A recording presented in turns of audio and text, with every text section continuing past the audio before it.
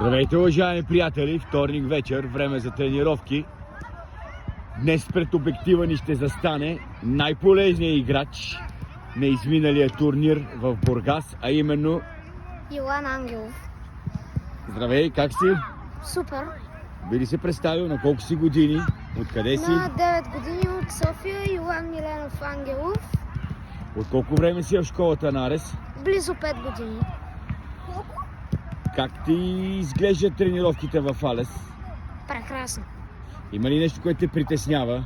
Не, Има ли нещо, към което ти би насочил треньорите ти да обърна внимание? не. Как се представяш в училище? Перфектно. Днеска имам шестица по математика. Браво, поздравления за това. Благодаря. Ние знаеме, че ти си привърженик на един от столичните клубове. Няма да казваме кой е, не е редно. Но би ли ни казал един твой любим футболист, който ти искаш да задминеш в кариерата си? Кристиано Роналдо. Пожелаваме ти го от все сърце. Благодаря. Как намираш представянето на твой отбор в първенството на Футболния съюз? Супер. За сега сме много добре.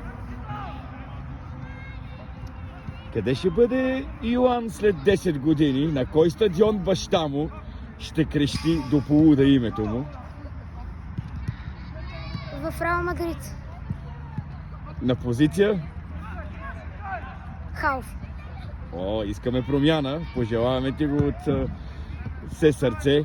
Искаш ли да пожелаеш нещо на зрителите, които те гледат през предстоящите празници? Да започнат да спортуват и те, защото наистина това е много забавно и изисква труд да ходиш и на училище и да идваш на тренировки. Освен труд и доста лишения. Да, Добре, благодаря ти много за това интервю. и аз. Това беше всичко от нас.